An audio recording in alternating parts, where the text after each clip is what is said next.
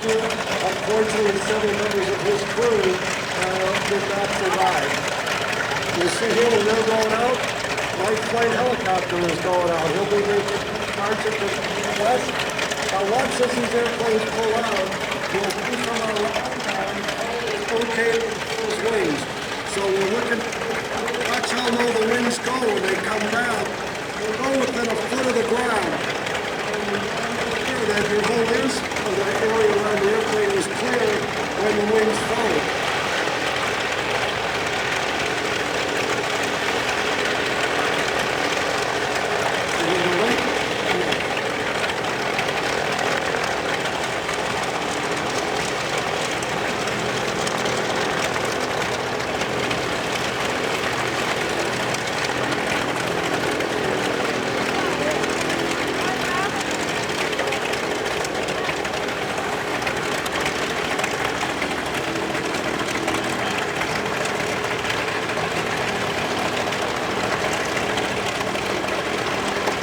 First guy here is just waiting for some hydraulic pressure to build up so he can pull those wings all the way up into the position. It's not unusual for them to get stuck back there a little bit, and he's actually got a hand pump in there he can use as well.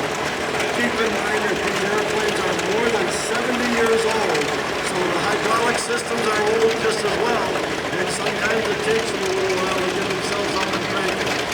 But he's getting them up there now. You can feel them locked into place when they do.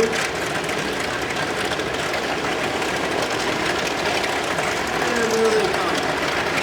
So the pilot can not only see that they click in, you can feel them click in, and then he can put a nice lock in on them to make sure they're locked in place.